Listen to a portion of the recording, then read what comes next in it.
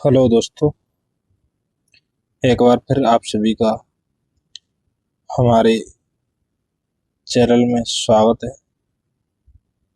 अगर आपको ये वीडियो अच्छी लगती है तो आप ज़रूर इसे शेयर करें और लाइक करें, और अभी तक जिसने भी हमारा चैनल सब्सक्राइब नहीं किया है आप सब्सक्राइब कर लें। चलिए तो हम क्वेश्चन देखते हैं। इससे पहले का जो 104 क्वेश्चन थे जो फंडामेंटल राइट यानी मौलिक अधिकारों के चैप्टर के, वो हमने करा दिए थे। और जो वीडियो लंबी होने की वजह से 3-3.5 घंटे की वीडियो हो गई, इसलिए इसके बचे कुछ जो क्वेश्चन है वो अभी देखेंगे, और आगे का जो डीपीएसपी वाला यानी नीति निर्देशक तत्व वाला चैप्टर है उसे भी देखेंगे। तो भारतीय संविधान के जो अनुच्छेद है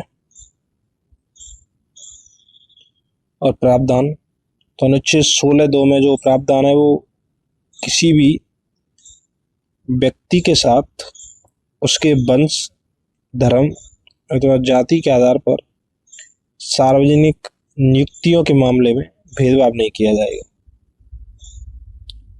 इसके बाद जो अनुच्छेद 29(2) है वो कहता है कि किसी भी नागरिक को धर्म, भाषा, जाति, भाषा या इनमें से किसी भी आधार पर राज्य द्वारा संपोषित अथवा राज्य से सहायता प्राप्त करने वाली किसी भी शैक्षणिक संस्था में प्रवेश से वंचित नहीं किया जाएगा। उसके बाद जो अनुच्छेद 30(1) है, अनुच्छेद 30(1), जो अनुच्छेद 30(1) वो तीसरा, सभी अल्पसंख्यकों को चाहे वे धर्म के आधार पर हो या फिर भाषा के आधार पर अपनी पसंद की शैक्षणिक संस्थाएं स्थापित करने और उन्हें संचालित करने का मौलिक अधिकार होगा। और जो लास्ट अनुच्छेद जो 31(1) है वो कहता है कि किसी भी व्यक्ति को कानून के प्राधिकार के सिवाय उसकी संपत्ति से वंचित नहीं किया जाएगा। चलिए तो व्याख्या देखते हैं।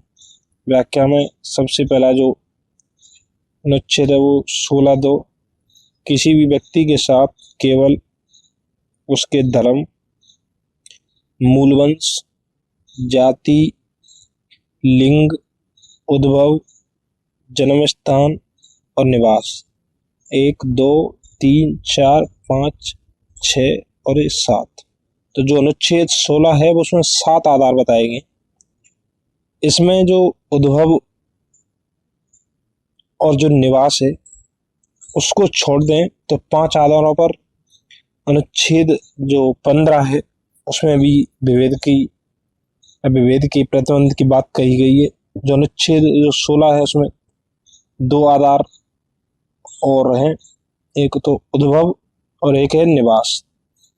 इनमें से किसी के आधार पर सार्वजनिक नियुक्ति के मामले में भेदभाव नहीं किया जा सकता।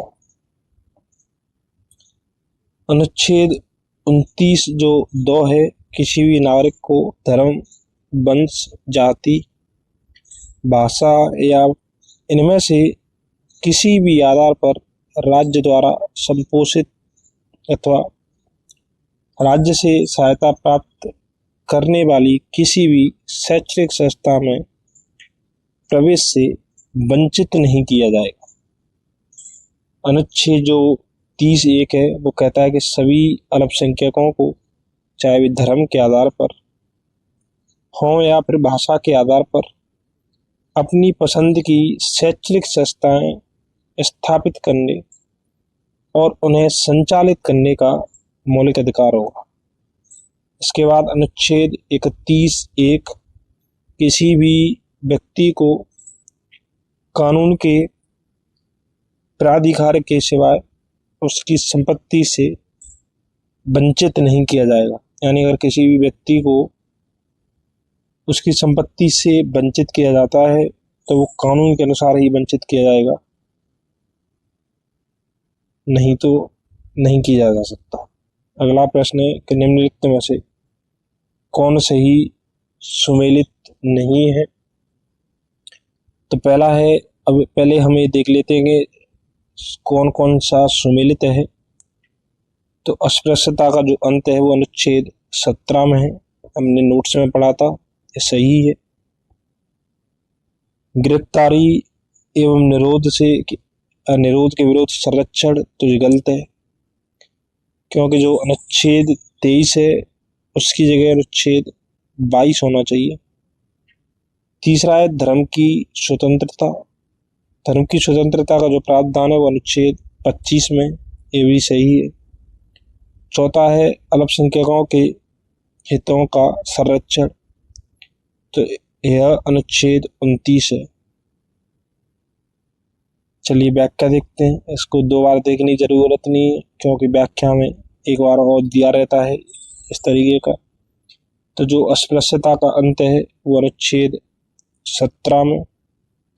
कुछ दशाओं में गिरफ्तारी एवं निरोध से जो संरक्षण का प्रावधान है वो अनुच्छेद 22 में दिया है। धर्म की जो स्वतंत्रता का प्रावधान है वो अनुच्छेद 25 में दिया है। अल्पसंख्यकों के हितों का जो संरक्षण है वो अनुच्छेद 29 में दिया है। चलिए अगला प्रश्न देखते हैं। और अब उपाधियों का अंत या निषेध। तो उपाधियों के जो निषेध की बात की गई वो अनुच्छेद 18 में, यानी पहले का तीसरा।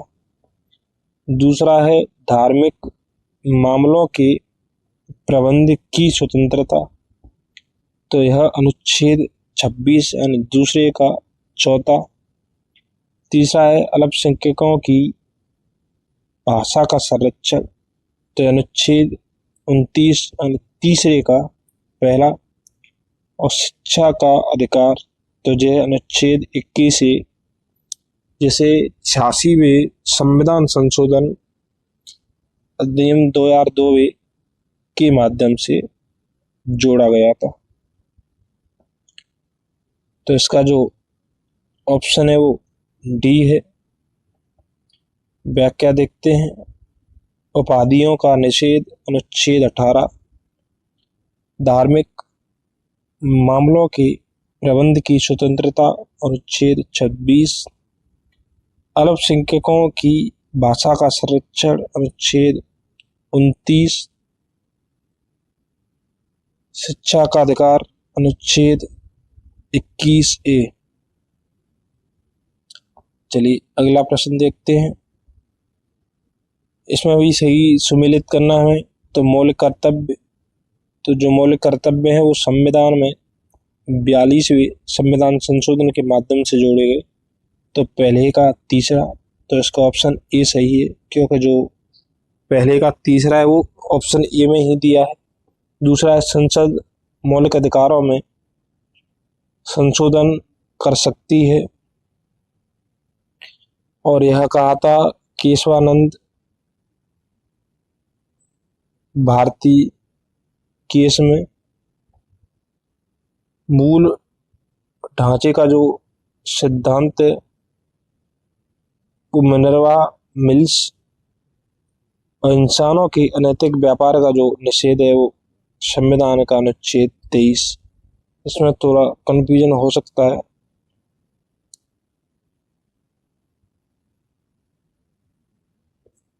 चलिए कंफ्यूजन क्या है इसमें। तो जो मूल ढांचे का जो सिद्धांत इसमें क्लियर नहीं दिया है। इसमें जो व्याख्या की गई थी वो मिनर्वा मिल्स केस में की गई थी, लेकिन जो मूल ढांचे के सिद्धांत की जो उत्पत्ति हुई थी वो केशवानंद भारती केस में हुई थी। मौलिक कर्तव्य भारतीय संविधान में 42वें संविधान संशोधन 1976 के द्वारा जोड़े गए थे। संसद मौलिक अधिकारों में संशोधन कर सकती है, केशवानंद भारती केस में कहा था। इंसानों के अनैतिक जो व्यापार का निषेध है वो संविधान का अनुच्छेद 23 है। चलिए अगला प्रश्न देखते हैं। किस वाद ने संसद को मौलिक अधिकारों में संशोधन का अधिकार दिया? तो वह केशवानंद भारती केस था, यानी ऑप्शन ए, जिसमें आधारभूत ढांचे के सिद्धांत का प्रतिपादन किया था सुप्रीम कोर्ट ने। तो किस वाद ने संसद को मौलिक अधिकारों में संशोधन का अधिकार दिया? तो वह केशवानंद भारती वाद, ऑप्शन ए। चलिए व्याख्या देख लेते हैं। उच्चतम न्यायालय ने सर्वप्रथम 1951 में शंकरी प्रसाद बनाम भारत संघवाद तथा तत्पश्चात वर्ष 1965 में, ये डेट जरूर याद ध्यान रखना, सज्जन सिंह बनाम राजस्थान राज्य के बाद में अभी निर्धारित किया कि संसद संविधान द्वारा प्रदत्त मूल अधिकारों में संशोधन कर सकती है।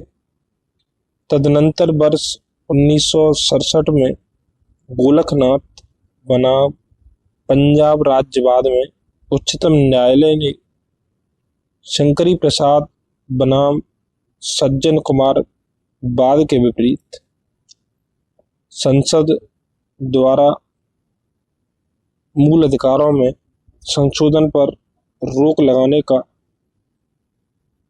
निर्णय दिया।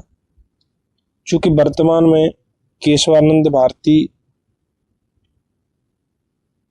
वाद बनाम केरल राज्यवाद में के निर्णय के आधार पर संसद को मूल अधिकारों में संशोधन की शक्ति यानी सीमित शक्ति प्राप्त है।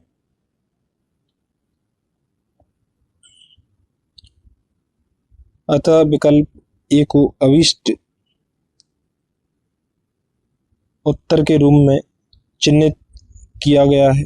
केशवानंद भारती बनाम केरल राज्य 1973 के बाद में सर्वोच्च न्यायालय ने निर्णय दिया कि संसद की संविधान संशोधन की शक्ति विस्तृत है किंतु असीमित नहीं, और वह मूल अधिकारों का संशोधन तो कर सकती है किंतु वह संविधान के आधारभूत तत्वों को परिवर्तित नहीं कर सकती।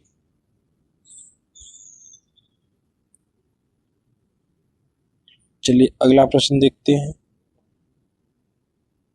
भारत के सर्वोच्च न्यायालय ने संविधान की मूल संरचना का जो सिद्धांत है, बेसिक स्ट्रक्चर थ्योरी कहते हैं, बुनियादी ढांचा सिद्धांत का जो प्रतिपादन है वो निम्नलिखित में से किस मुकदमे में किया है? तो वह है केशवानंद भारती बनाम केरल राज्य, ऑप्शन सी। भारत के सर्वोच्च न्यायालय ने संविधान की मूल संरचना का जो सिद्धांत है, बुनियादी ढांचे का जो सिद्धांत का जो प्रतिपादन है वो निम्नलिखित में से किस मुकदमे में किया है? तो केशवानंद भारती बनाम केरल राज्य। व्याख्या देखते हैं। केशवानंद भारती बनाम केरल राज्य 1973 के बाद में भारत के सर्वोच्च न्यायालय द्वारा संविधान की मूल संरचना 1973, डेट याद रखना 1973, बुनियादी ढांचा के सिद्धांत का प्रतिपादन किया था, जिसका अनुमोदन मिनर्वा मिल्स 1980 बाद में किया था, यानी एक बार और उसे स्पष्ट कर दिया गया। अगला जो प्रश्न है, निम्नलिखित में से किस वाद ने भारतीय संविधान की मूल संरचना के सिद्धांत की रूपरेखा प्रतिपादित की थी? तो ऑप्शन सी, केशवानंद भारती बनाम केरल राज्य 1973। अब आपको याद होगा। अगला प्रश्न है, मूल अधिकारों से संबंधित निम्नलिखित निर्णयों का सही कालानुक्रम चुनिए। यानी इसको हमें ऑर्डर में लगाना है।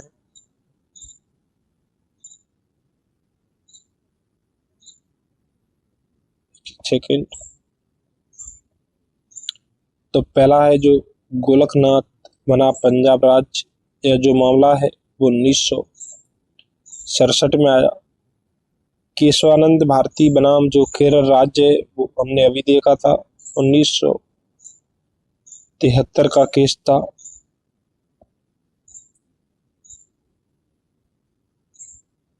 जो तीसरा मिनर्वा मिल्स बनाम भारत संघ 1980 का केस था। और ए के गोपालन बनाम जो मद्रास राज्य था वो 1950 का बात था। तो सबसे पहले ऑप्शन डी। उसके बाद 50 के बाद हमने 67 गोप देखा था, तो 67 पहले में था, तो जो सी ऑप्शन सही हो गया।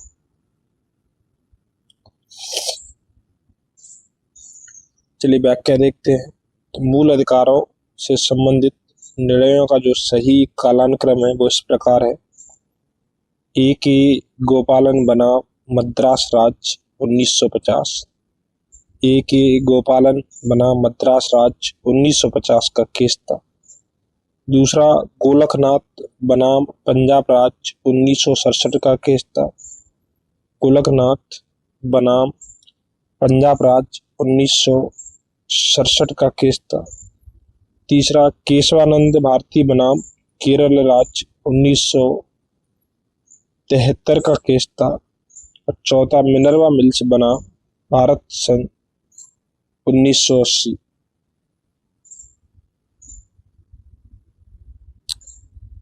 अगला प्रश्न है, भारत में संपत्ति के अधिकार की जो स्थिति है वो क्या है? तो यह विधिक अधिकार है जो किसी भी व्यक्ति को प्राप्त है। यानी पहले जो संपत्ति का अधिकार था अनुच्छेद 31 के तहत वो मूल अधिकार था।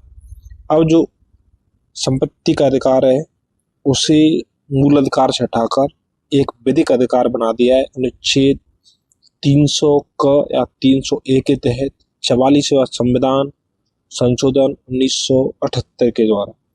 तो भारत में संपत्ति के अधिकार की जो स्थिति है वो क्या है? तो ऑप्शन बी, यह विधिक अधिकार है जो किसी भी व्यक्ति को प्राप्त है। चलिए व्याख्या देखते हैं।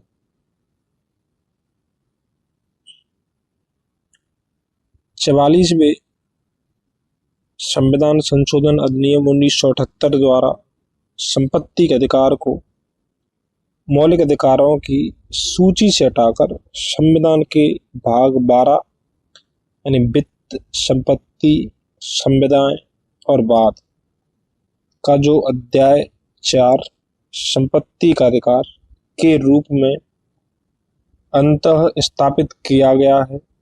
इसके अनुच्छेद 300 क यानी विधि के प्राधिकार के बिना व्यक्तियों को संपत्ति से वंचित न किया जाना के अनुसार किसी व्यक्ति को उसकी संपत्ति से विधि के प्राधिकार से ही वंचित किया जाएगा, अन्यथा नहीं।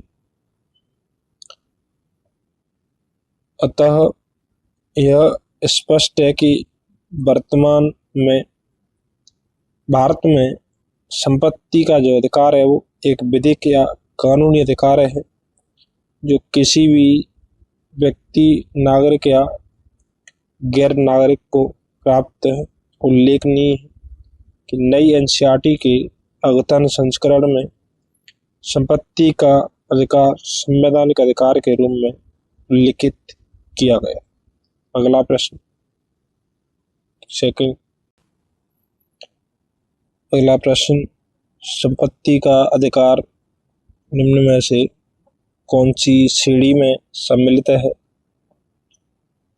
तो इसका जो ऑप्शन है वो कानूनी अधिकार, यानी ऑप्शन ए। संपत्ति का जो अधिकार है निम्न में से कौन सी श्रेणी में सम्मिलित है? तो ऑप्शन ए कानूनी अधिकार। चलिए व्याख्या देखते हैं।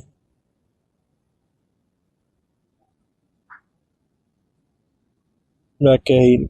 अगला प्रश्न, संपत्ति का अधिकार एक। ऑप्शन सी वैधानिक अधिकार है और कानूनी अधिकार। वैधानिक अधिकार और कानूनी अधिकार। अगला प्रश्न, निम्नलिखित कथनों को पढ़िए तथा सही विकल्प को चुनिए। कथन एक, 44वें संशोधन अधिनियम 1978 द्वारा संपत्ति के अधिकार को मौलिक अधिकारों की सूची से हटा दिया गया। तो सही है। कथन दो, संपत्ति के अधिकार को संविधान के बाद 12 में अनुच्छेद 301 के तहत विधिक अधिकार बना दिया गया। तो अभी सही है। कथन ऑप्शन सी, कथन एक और दो दोनों ही सही है। एक बार और, कथन एक, 44वें संविधान संशोधन अधिनियम 1978 द्वारा संपत्ति के अधिकार को मौलिक अधिकारों की सूची से हटा दिया गया है। कथन दो, संपत्ति के अधिकार को संविधान के भाग 12 में अनुच्छेद 301 के तहत विधिक अधिकार बना दिया गया। तो ऑप्शन सी, कथन एक और दो दोनों सही है। अगला प्रश्न, वर्तमान समय में भारतीय संविधान के अंतर्गत संपत्ति का अधिकार है। तो मौलिक अधिकार पहले था तो गलत हो गया। वैधानिक अधिकार है अनुच्छेद 301 के तहत 44वां संविधान संशोधन 1978। तो एक क्लियर हो गया। अगला जो प्रश्न है वो है, निम्नलिखित कथनों पर विचार कीजिए। पहला कथन, अनुच्छेद 301 के तहत संपत्ति के अधिकार से संबंधित है। तो ये गलत हो गया क्योंकि 301 नहीं 300 ए है। दूसरा जो ऑप्शन वो है कि संपत्ति का अधिकार एक विधिक अधिकार है किंतु यह मूल अधिकार नहीं। तो सही है। तीसरा है कि भारत के संविधान में अनुच्छेद 300 क को उस समय केंद्र में कांग्रेस सरकार द्वारा 44वें संविधान संशोधन से अंतः स्थापित किया गया था। तो यह सही है कि 44वें संविधान संशोधन से अंतः स्थापित किया गया था। अनुच्छेद जो 300 का था, लेकिन जो कांग्रेस सरकार है वो गलत है क्योंकि उस समय कांग्रेस की सरकार नहीं थी। तो जो ऑप्शन है वो पहला केवल दो सही।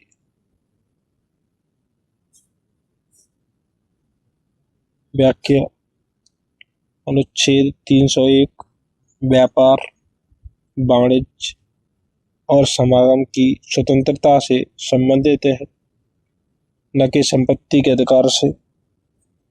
अतः कथन एक गलत है। 44वें संविधान और 44वें संशोधन 1978 के पश्चात संपत्ति का अधिकार एक विधिक अधिकार है, न कि मूल अधिकार। ये संशोधन द्वारा संपत्ति का अधिकार भाग 12 के अनुच्छेद 300 क में विधिक अधिकार के रूप में प्रतिस्थापित किया गया है। अतः कथन दो सत्य है।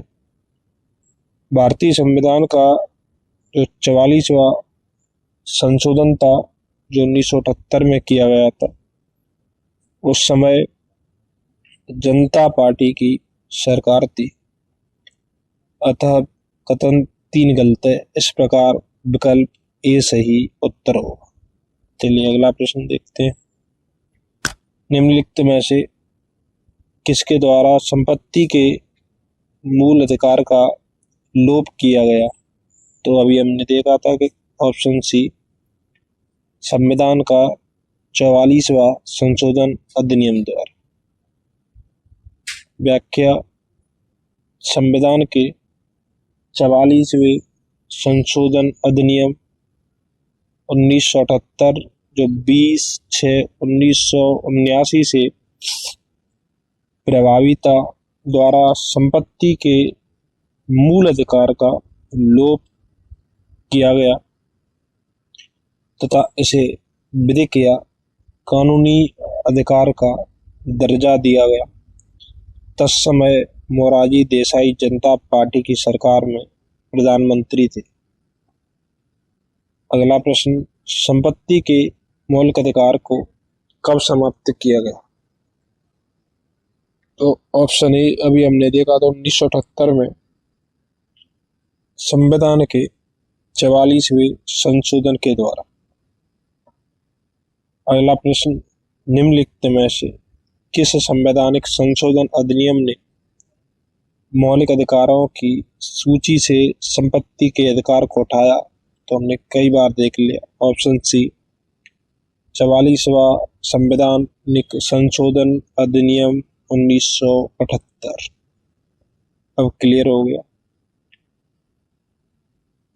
किस संशोधन के द्वारा संपत्ति का अधिकार समाप्त किया गया? तो वो 44वां संविधान संशोधन और 1978 की साल थी। अगला प्रश्न, भारतीय संविधान के 44वें संशोधन से मौलिक अधिकारों की श्रेणी से निम्नलिखित में से किस अधिकार को हटा दिया गया? तो वह संपत्ति का अधिकार जो अनुच्छेद 31 के अंतर्गत था। अगला प्रश्न है कि जिस संवैधानिक संशोधन से नागरिकों के संपत्ति के अधिकार का मूलाधिकारों की सूची से निष्कासन किया गया वह है 44वां संविधान संशोधन। Option C. अगला प्रश्न है, निम्नलिखित में से कौन सा मौलिक अधिकार नहीं? तो जो अभी है समानता अधिकार अनुच्छेद 14 से 18। शोषण के विरुद्ध अधिकार ये भी शामिल है अनुच्छेद 23 और 24। धार्मिक स्वतंत्रता का अधिकार अनुच्छेद 25 से 28। जो शामिल नहीं हुआ संपत्ति का अधिकार अनुच्छेद 31 ये हटा दिया गया। अगला प्रश्न है, निम्नलिखित में से कौन सा मूल अधिकार भारतीय संविधान में नागरिकों को नहीं दिया गया? तो पहला संवैधानिक प्रतिकार का अधिकार अनुच्छेद 32 ये दिया है। दूसरा संपत्ति का अधिकार अनुच्छेद 31 तो ये हटा दिया गया है। शांतिपूर्ण एकत्रित होने का अधिकार ये दिया है अनुच्छेद 19।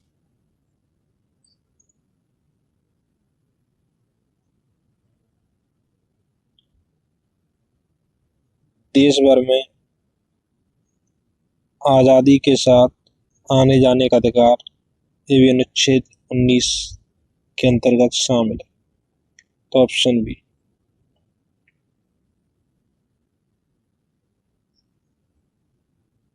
निम्नलिखित में से कौन सा भारत के संविधान द्वारा प्रदत्त 6 मूल अधिकारों में से नहीं?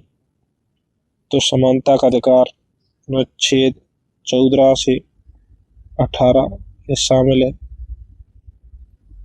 विरोध का अधिकार शामिल नहीं। शोषण के विरुद्ध अधिकार अनुच्छेद 23 और 24। धर्म की स्वतंत्रता का अधिकार 25 से 28 ये 3 हो गए। इसके बाद व्याख्या देखते हैं। भारत के संविधान द्वारा प्रदत्त 6 मूल अधिकारों के अंतर्गत विरोध का अधिकार शामिल नहीं। जो 6 मूल अधिकार दिए गए उसमें हम देख लेते हैं। पहला है समानता का अधिकार 14 से 18। दूसरा स्वतंत्रता का अधिकार 19 से 22। जो तीसरा है शोषण के विरुद्ध अधिकार 23 और 24। चौथा है धर्म की स्वतंत्रता का अधिकार 25 से 28। पांचवा है अल्पसंख्यकों से संबंधित है और इसमें 29 और 30। और जो छठवा है वो संवैधानिक उपचारों का अधिकार अनुच्छेद 32। मूल संविधान में 7 दिए गए थे और जो छठवा था वो हटा दिया गया। संपत्ति का अधिकार अनुच्छेद 31। अगला प्रश्न, भारतीय संविधान निम्न में से कौन सा अधिकार प्रदान नहीं करता है? तो पहले देख लेते हैं कि कौन सा अधिकार प्रदान करता है। तो समानता का अधिकार अनुच्छेद 14 से 18। स्वतंत्रता का अधिकार 19 से 22।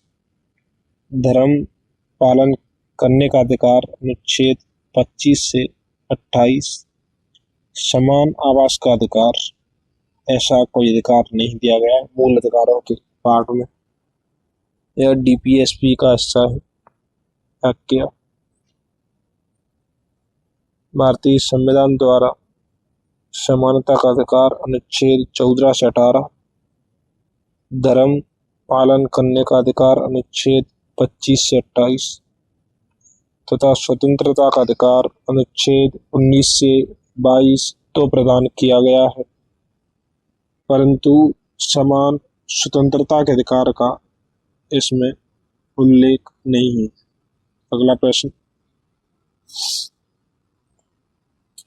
निम्नलिखित में से कौन सा मूल अधिकार भारतीय संविधान में नागरिकों को नहीं दिया गया?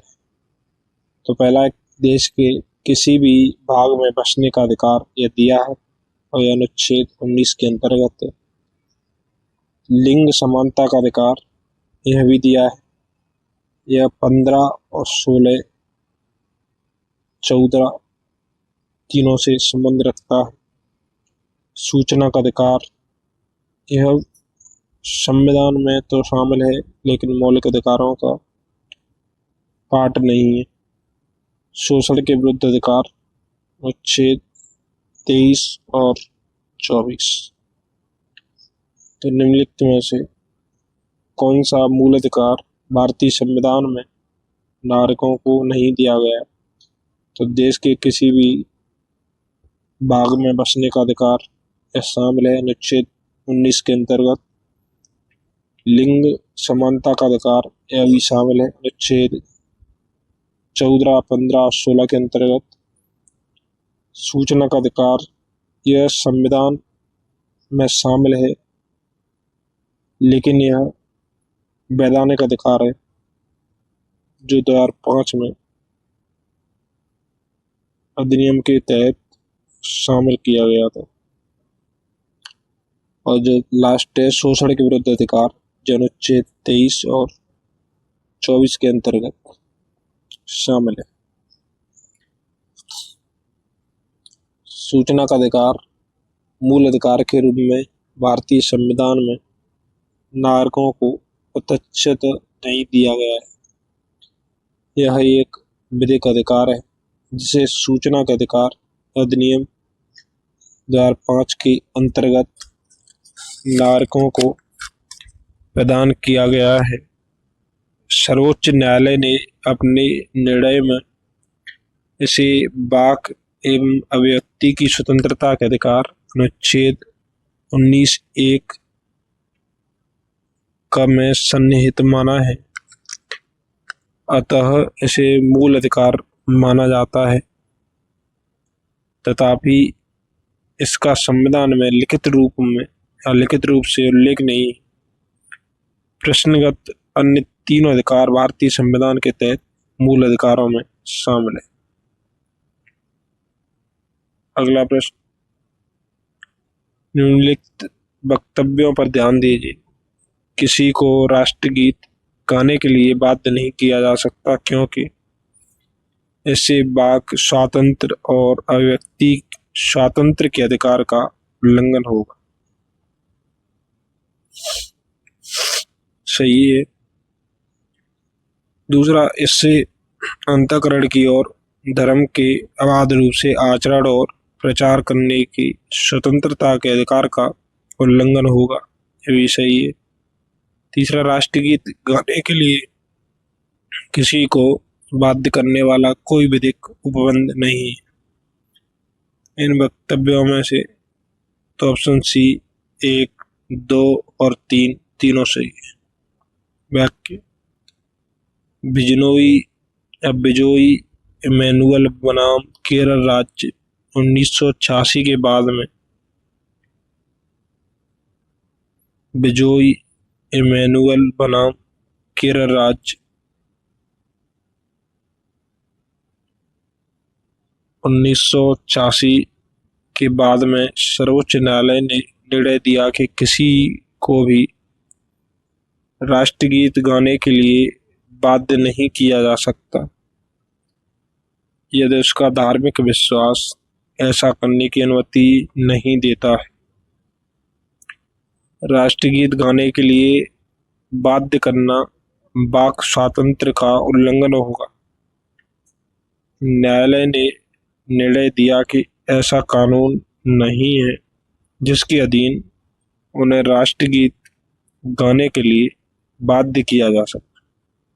अगला प्रश्न, उन मौलिक अधिकारों का चयन कीजिए जो भारतीय नागरिकों को प्राप्त हैं परंतु गैर नागरिकों को नहीं। तो पहला है भाषण एवं अभिव्यक्ति की स्वतंत्रता, अनुच्छेद 19। तो यह केवल भारतीयों को प्राप्त है। तो यह गलत, ये भी गलत। दूसरा है कानून के समक्ष समता, अनुच्छेद 14। तो यह भारतीय और विदेशी दोनों को प्राप्त है।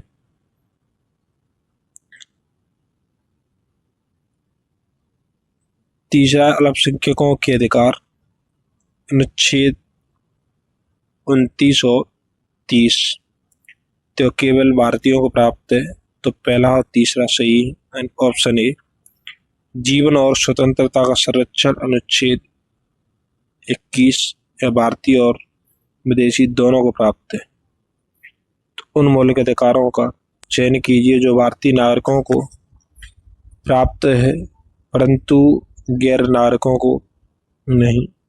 तो पहला भाषण एवं अभिव्यक्ति की स्वतंत्रता और अल्पसंख्यकों के अधिकार, यानी पहला और तीसरा सही है। ऑप्शन ए, पहला और तीसरा। व्याख्या देख,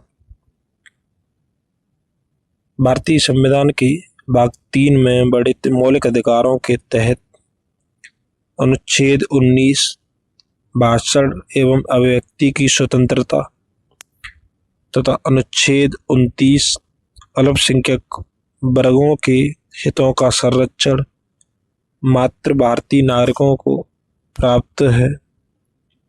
यह गैर नागरिकों यानी विदेशी को प्राप्त नहीं है। जबकि अनुच्छेद 14 कानून के समक्ष समानता का अधिकार और अनुच्छेद 21 जीवन और स्वतंत्रता का संरक्षण भारतीय नागरिकों तथा विदेशियों सभी व्यक्तियों को प्राप्त है। अगला प्रश्न, निम्नलिखित में से कौन सा मूल अधिकार विदेशी नागरिकों को प्राप्त नहीं है। तो सबसे पहले हम ये देख लेते हैं कि निम्नलिखित में से जो कौन सा मूल अधिकार है वो विदेशी नागरिकों को प्राप्त है। तो पहला है विधि के समक्ष समानता, जो अनुच्छेद 14 है, वो दोनों को प्राप्त है।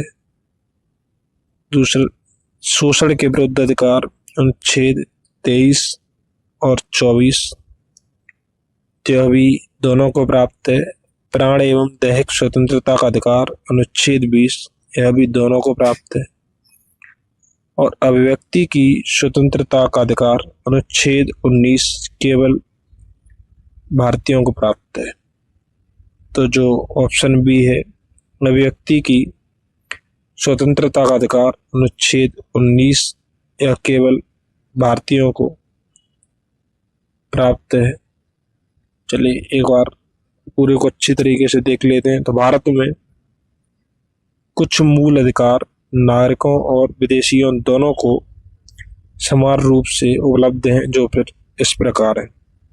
अन्य नागरिकों और विदेशियों दोनों को प्राप्त हैं। तो पहला है विधि के समक्ष समता, अनुच्छेद 14।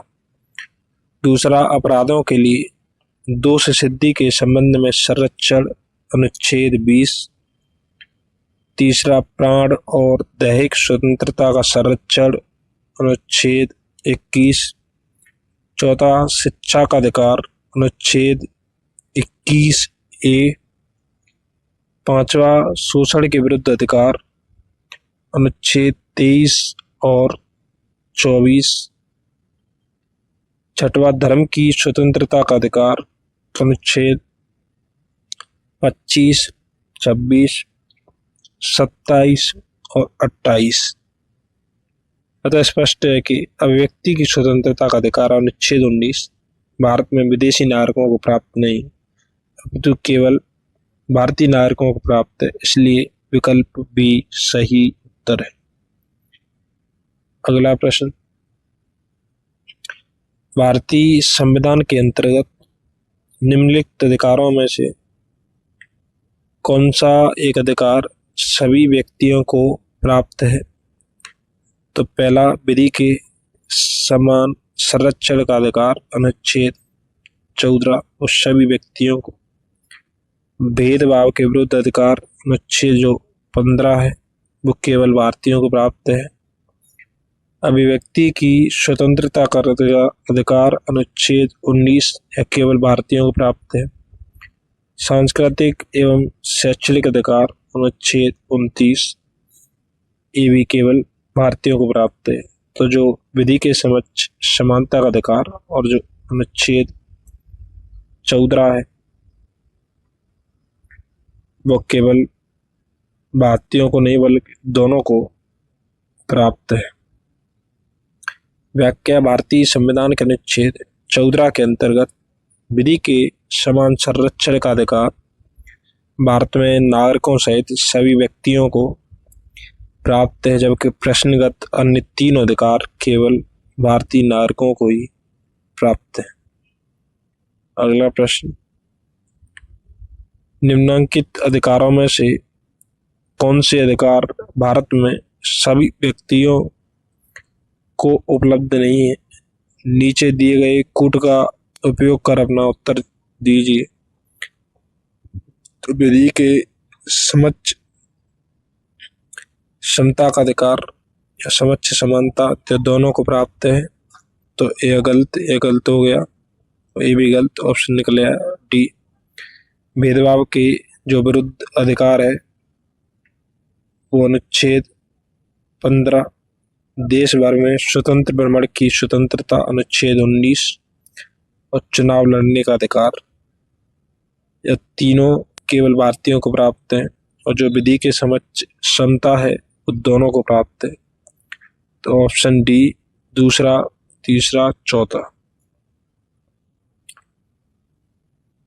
व्याख्या, संविधान के अनुच्छेद 14 में उल्लिखित विधि के समक्ष जो समानता का अधिकार है, या समानता का मौलिक अधिकार भारत में नागरिकों सहित सभी व्यक्तियों को उपलब्ध है, जबकि प्रश्नगत अन्य तीन अधिकार मात्र भारतीय नागरिकों को ही उपलब्ध है।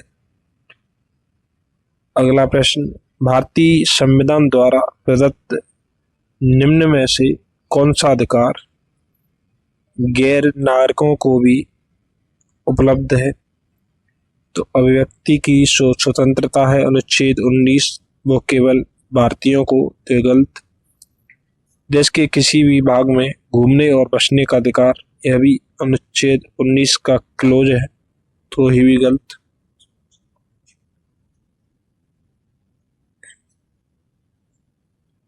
तीसरा, संपत्ति अर्जित करने का अधिकार,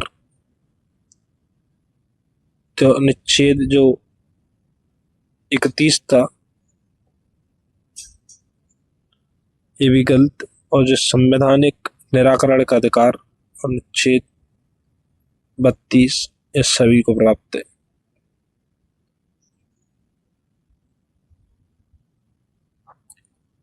वाक्य भारतीय संविधान द्वारा प्रदत्त संवैधानिक निराकरण या संवैधानिक उपचारों का अधिकार अनुच्छेद 32 गैर नागरिकों को प्राप्त मूल अधिकारों के संदर्भ में उन्हें उपलब्ध है। ज्ञातव्य है कि संविधान के अनुच्छेद 300 के तहत संपत्ति का अधिकार विधि के प्राधिकार के बिना व्यक्तियों को संपत्ति से वंचित न किया जाना, यद्यपि गैर नागरिकों को भी प्राप्त है, तथापि इसमें संपत्ति अर्जित करने का अधिकार राइट टू एक्वायर प्रॉपर्टी जो कि मूल संविधान में अनुच्छेद 19(1) के तहत नागरिकों को प्राप्त था शामिल नहीं है। वस्तुतः संपत्ति अर्जित करने का अधिकार संवैधानिक प्रदत्त अधिकार नहीं। अगला प्रश्न, भारत में रहने वाला ब्रिटिश नागरिक दावा नहीं कर सकता। पहला, व्यापार और व्यवसाय की स्वतंत्रता के अधिकार का तो सही है, क्योंकि जो यह अनुच्छेद 19 के तहत है और अनुच्छेद 19 केवल भारतीयों को प्राप्त है। विधि के समक्ष समता का अधिकार तो गलत है, क्योंकि यह अनुच्छेद 14 के अंतर्गत दोनों को प्राप्त है। तीसरा, जीवन और व्यक्तिगत स्वतंत्रता की सुरक्षा के अधिकार का तो अभी गलत है, क्योंकि यह अनुच्छेद 20 के अंतर्गत है और यह दोनों को प्राप्त है। डी, धर्म की स्वतंत्रता के अधिकार का तो यह भी गलत है, क्योंकि अनुच्छेद 25 से 28 दोनों को प्राप्त है। तो भारत में रहने वाला जो ब्रिटिश नागरिक है वो दावा नहीं कर सकता। पहला, व्यापार और व्यवसाय की स्वतंत्रता के अधिकार का ऑप्शन ए। व्याख्या देख, भारत में रहने वाला ब्रिटिश नागरिक व्यापार और व्यवसाय की स्वतंत्रता के अधिकार अनुच्छेद 19(1)(6) का दावा नहीं कर सकता, क्योंकि यह अधिकार केवल भारत के नागरिकों को प्राप्त है। ज्ञातव्य है कि अनुच्छेद 19 वाक स्वातंत्र्य आदि विषयक कुछ अधिकारों का संरक्षण का अधिकार केवल भारतीय नागरिकों को प्राप्त है। प्रश्नगत अन्य तीनों अधिकार सभी व्यक्तियों, नागरिकों और गैर नागरिकों को प्राप्त है। अगला प्रश्न, भारत के किसी धार्मिक संप्रदाय या समुदाय को यदि राष्ट्रीय स्तर पर अल्पसंख्यक वर्ग का दर्जा दिया जाता है तो किस या किन विशेष लाभ या लाभों का हकदार हो सकता है? उपयुक्त में से कौन से कथन सही है? तो पहला है समुदाय विशेष शैक्षणिक संस्थानों की स्थापना और संचालन कर सकता है, तो सही है। तो ये गलत। भारत के राष्ट्रपति स्वयं में इस संप्रदाय या समुदाय के एक प्रतिनिधि को लोकसभा में मनोनीत कर सकते हैं, तो ये गलत है। तीसरा है समुदाय प्रधानमंत्री के 15 पॉइंट कार्यक्रम के लाभ प्राप्त कर सकता है, तो सही है। तो ये दोनों, पहला और तीसरा सही है, तो ऑप्शन सी 1 और 3 सही है। व्याख्या, भारतीय संविधान में मूल अधिकारों के तहत अनुच्छेद 30 के अंतर्गत अल्पसंख्यक वर्गों को अपनी रुचि की शिक्षा संस्थाओं की स्थापना और प्रशासन करने का अधिकार दिया गया है। वर्ष 2006 से केंद्र सरकार द्वारा अल्पसंख्यक वर्गों के कल्याण के लिए प्रधानमंत्री का 15 सूत्री कार्यक्रम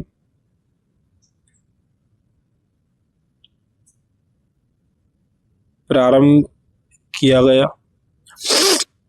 भारत में किसी धार्मिक संप्रदाय या समुदाय को राष्ट्रीय स्तर पर अल्पसंख्यक वर्ग का दर्जा प्राप्त होने पर उपयुक्त 2 लाभ प्राप्त हो जाते हैं, परंतु लोकसभा में राष्ट्रपति द्वारा अनुच्छेद 331 के तहत मनोनयन केवल एंग्लो इंडियन समुदाय के 2 सदस्यों का किया जा सकता था। यह प्रावधान भी 104वें संविधान संशोधन अधिनियम 2019 से निष्प्रभावी हो गया। 104वां संविधान संशोधन अधिनियम अनुच्छेद 331 और 2019।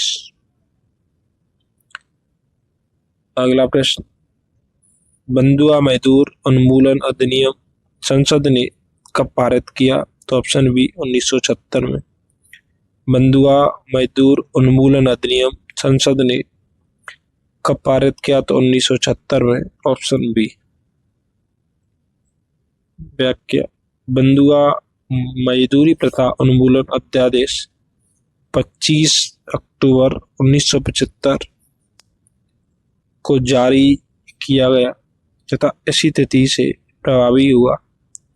इसका स्थान बाद में बंधुआ मजदूरी प्रथा उन्मूलन अधिनियम 1976 ने ले लिया, जिसका उद्देश्य अनुच्छेद 23 के परिप्रेक्ष्य में केवल बंधुआ श्रमिकों को मुक्त कार्य ही नहीं अपितु उनके प्रवास की व्यवस्था भी करना है। अगला प्रश्न, जोखिम भरे उद्योगों में बाल श्रम का उपयोग निषिद्ध किया गया है उपयुक्त सभी के द्वारा, यानी भारत के संविधान द्वारा 10 दिसंबर 1996 के सर्वोच्च न्यायालय के निर्णय द्वारा, संयुक्त राष्ट्र के चार्टर द्वारा। तो जोखिम भरे उद्योगों में बाल श्रम का उपयोग निषिद्ध किया गया है भारत के संविधान द्वारा 10 दिसंबर 1996 के सर्वोच्च न्यायालय के निर्णय द्वारा, तीसरा जो संयुक्त राष्ट्र के चार्टर द्वारा। तो 3 ऑप्शन से अनुच्छेद डी उपयुक्त सभी के द्वारा। व्याख्या देखते हैं कि जोखिम भरे उद्योगों में बाल श्रम का जो उपयोग है वो सर्वत्र निषिद्ध है। भारतीय संविधान के अनुच्छेद 24 द्वारा उसे निषिद्ध किया गया है। MC मेहता बनाम तमिलनाडु राज्य AIR 1996 के निर्णय में उच्चतम न्यायालय ने 14 वर्ष से कम आयु के बालकों को जोखिमपूर्ण बाल श्रम से निषिद्ध किया है। संयुक्त राष्ट्र के चार्टर द्वारा भी इसे निषिद्ध किया गया है। पूर्ति करना है, बिना कर्तव्य के उसी प्रकार है, यानी जो अधिकार हैं बिना कर्तव्य के उसी प्रकार हैं जैसे मनुष्य बिना परछाई के। तो अधिकार और जो कर्तव्य हैं वो उनमें संतुलन होना चाहिए। व्याख्या देखें, अर्नेस्ट बारकर का कथन है कि अधिकार बिना कर्तव्य के उसी प्रकार है जैसे मनुष्य बिना परछाई के। अगला प्रश्न है, भारत के संदर्भ में निम्नलिखित में से कौन सा अधिकारों और कर्तव्यों के बीच सही संबंध है? तो अधिकार कर्तव्यों के साथ सह संबंधित हैं, पहला ही सही। भारत के संदर्भ में निम्नलिखित कथनों में से कौन सा अधिकारों और कर्तव्यों के बीच सही संबंध है? अधिकार कर्तव्यों के साथ सहसंबंधित हैं, ऑप्शन ए सही है। चलिए व्याख्या देखते हैं। एक सेकंड।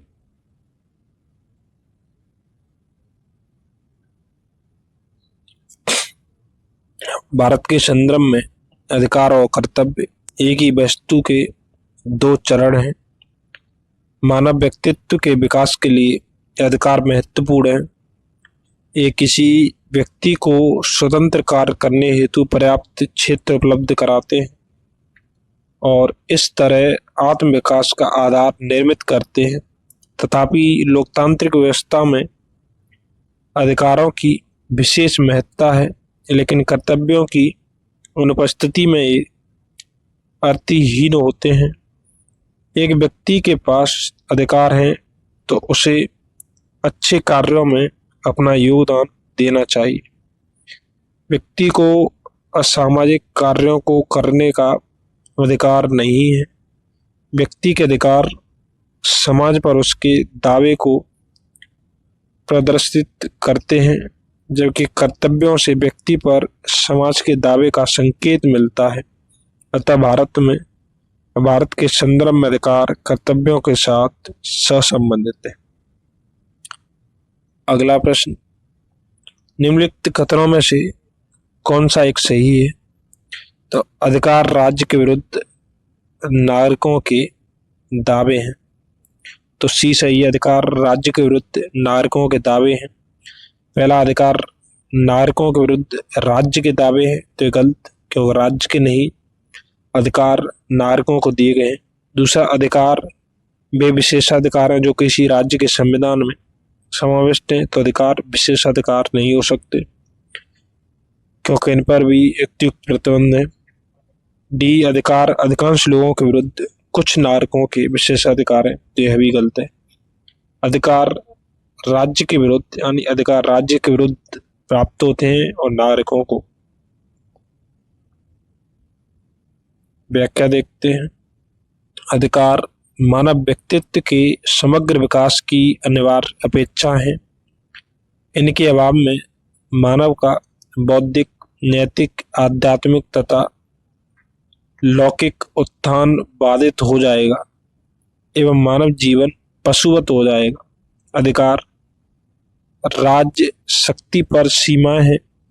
यह राज्य कार्रवाई यानी स्टेट एक्शन के विरुद्ध प्रत्याभूत है।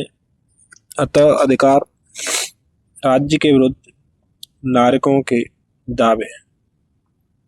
अगला प्रश्न, सेवा के अधिकार की अवधारणा प्रारंभ हुई थी ग्रेट ब्रिटेन, यानी ऑप्शन सी सही। सेवा के अधिकार की अवधारणा प्रारंभ हुई थी, ऑप्शन सी ग्रेट ब्रिटेन। व्याख्या, सेवा के अधिकार की जो अवधारणा है वर्ष 1951 में ग्रेट ब्रिटेन यानी यूनाइटेड किंगडम में प्रारंभ हुई। इसका तात्पर्य उस अधिकार से है जिसके तहत राज्य एक निश्चित अवधि के अंदर लोक सेवाएं देने की गारंटी देता है। इसे सिटीजन चार्टर भी कहा जाता है। भारत में केंद्रीय स्तर पर ऐसा कानून बनाने का प्रयास the right of citizen for time bound delivery of goods and services and redressal of their grievances bill 2011 के माध्यम से किया गया, किंतु वह पारित नहीं हो सका। हालांकि मध्य प्रदेश सेवा का अधिकार अधिनियम लागू करने वाला देश का पहला राज्य बना। इसने यह कानून 25 दिसंबर 2010 को लागू किया।